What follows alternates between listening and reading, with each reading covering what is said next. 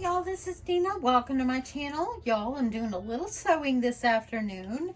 I was able to make a little space in my floor so I can come in here. Still got a lot of cleaning to do, but I wanted to get this done. So I have made hot pads in the past, smaller ones. Let me show you the ones that I pulled out of my stash here. And I've made these on my channel before. This is one I did. This video went viral when I made this in 2019. I made this and I've held on to it because this is the one when my mother passed away. It went viral, and I really believe that my mom is the one that had something to do with that. I really do. And then I've made this one on my channel as well, but these are only 10-inch, and so I decided it would be a good idea for me to make some for like a casserole dish or like a nice square dish. I'm going to do them 13 inches. You can make these any size you want, okay? But I'm going to do mine 13 inches, and this is a super simple, beginner-friendly project, okay? So what you're going to need is let me get this over here. You're going to need 5 pieces of fabric, and it needs to be 13-inch square, so 13 on each side, okay? And so on 4 of the pieces, you're going to take them and you're going to fold them in like from corner to corner, like catty corner. So it looks like this, okay? So what you're going to do is you're going to iron it to make it look really, really good.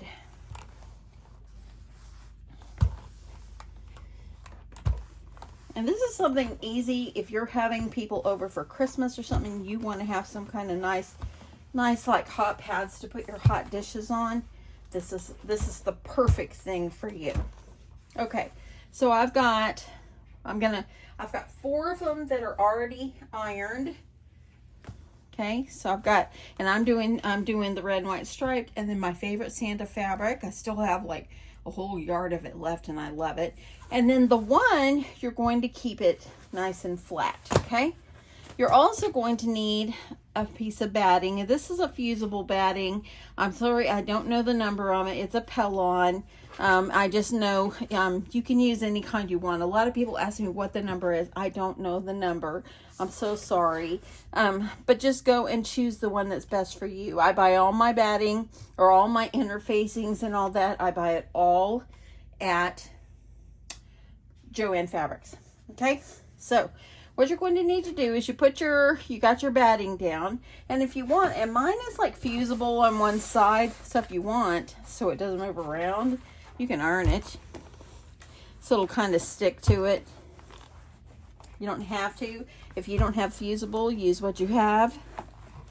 You can use a high loft, low loft. Now this is not meant for the microwave. This is just meant for you to have something to put your dishes on. Okay, so now how we get started, and someone wrote me recently and watched one of my previous hot pad videos and said they've tried to make one of these. They got a little confused. So what you're going to do is you're going to put corner to a corner, okay? Line it up. I'm going to take off my ironing pad there. So you're going to corner to corner, the best that you can. Nothing is perfect, okay?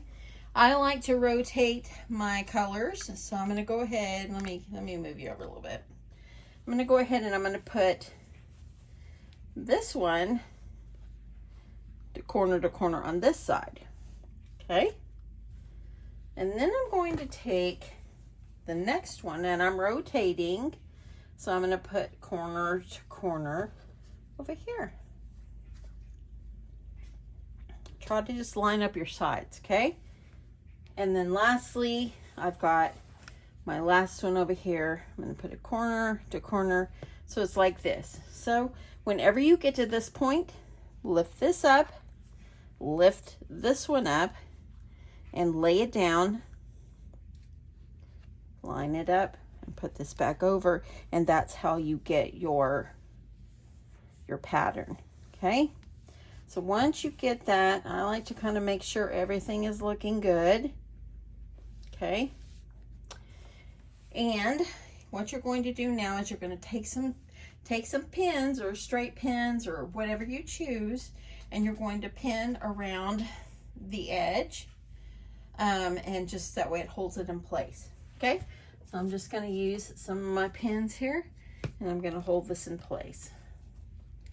I like to just do like 4, and you can put one in the center if you choose. Okay, I'm going to turn it around carefully. And this one is going to fit a really nice, larger plate, serving dish. And there we go.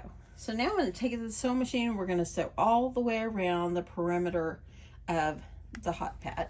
Okay, so now I have it lined up on the edge of my presser foot. I use the side of my presser foot as a guide. Okay, so I'm going to go ahead and I'm going to use my down feature here so it'll stay in place. And I'm going to go ahead and start gently just going around the perimeter of this hot pad.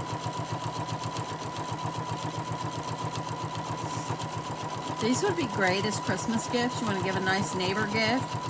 If you want to give like a casserole to someone or something like that, include one of these. Something handmade from you. Okay, I'm going to pull out this pin, make sure everything continues to stay in place.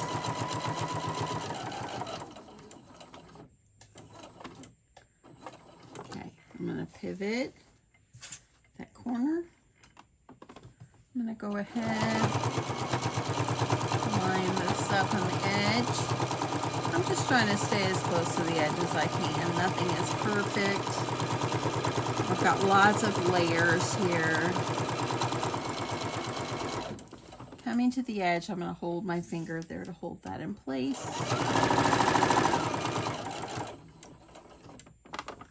And now I'm going to turn it.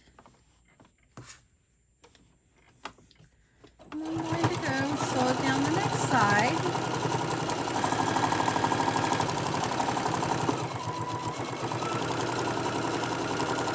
Love this Santa fabric. Y'all, if you've been around, you know I like this fabric because it reminds me of my sweet, sweet dad. Okay, and I'm getting down to the end and pivot. If you don't have the down feature, it's okay. Just hold your project in place when you turn.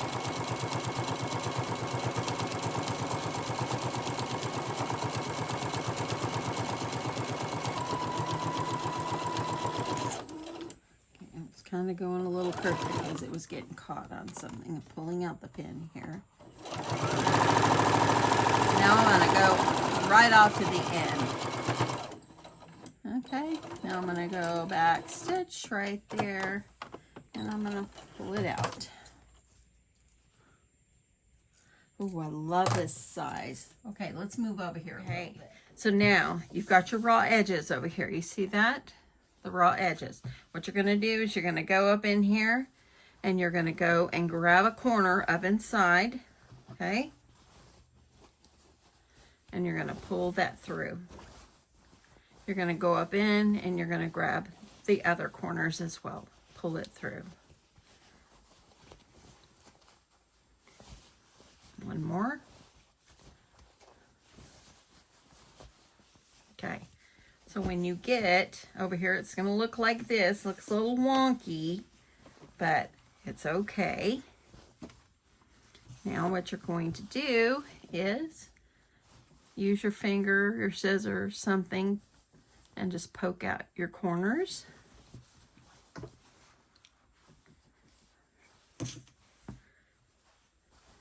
And right over here, I'm going to make sure I get the others. Look at the size of this, how nice and big. Okay, now before I do a top stitch all the way around, I like to give it a quick press to make everything nice and flat. So I just want to make sure those sides are rolled out. Let me grab my pressing mat. And my iron. Okay, and let's give this a good press. I like to always press when I sew, and I just truly, really enjoy it. I like to iron it and make it look all nice and flat and pretty.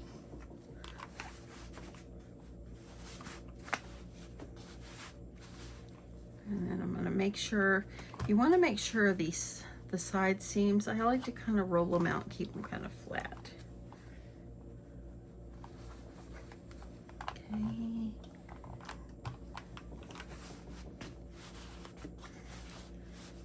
We're going to go to this side.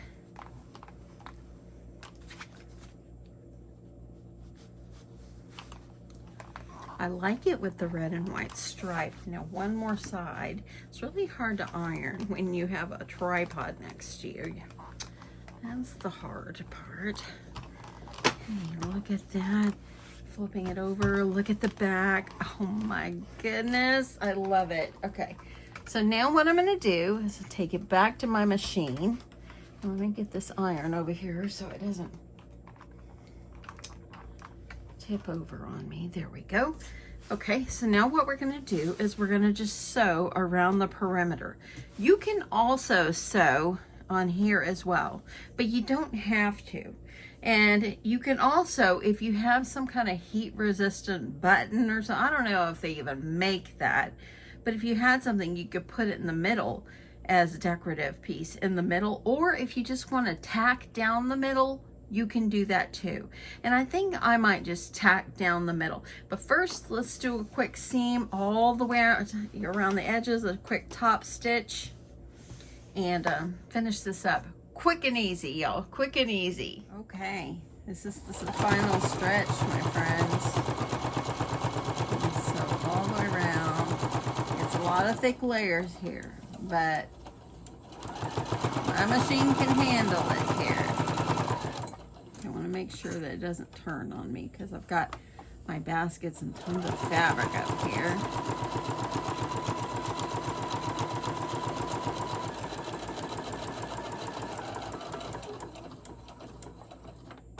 Okay, I'm going to do one more stitch there. I'm going to turn it. And I like to keep that pressure foot on the edge. So I'm going to go over just a little down feature. I don't even know if that's what it's called. I just called it that. You can call it needle down if you want. I don't know. Okay. You can hear that machine. It's going. If you have a walking foot, you want to use it, go for it. If you want to use a decorative stitch on the edge, you can do that too. Okay.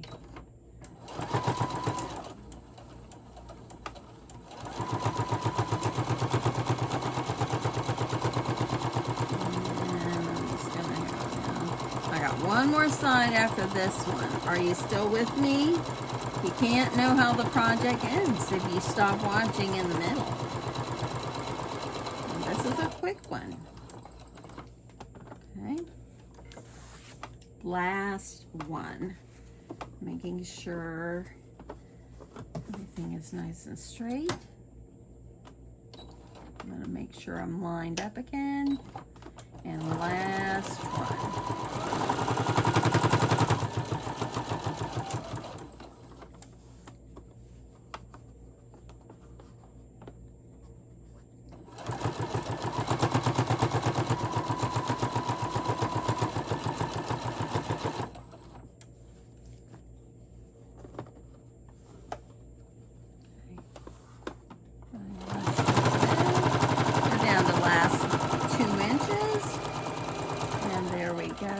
When I get to the end, I'm just going to do a little back stitch, kind of hold that in place, pull this up, and I'm going to trim my threads. Okay. Now what I'm going to do is I'm going to go ahead and I'm going to use my machine and tack the center. So make sure you have it nice and flat, okay, the best that you can.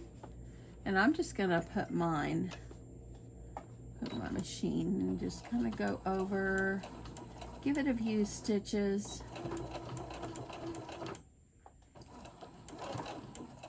And I'm just gonna tack it down in the center.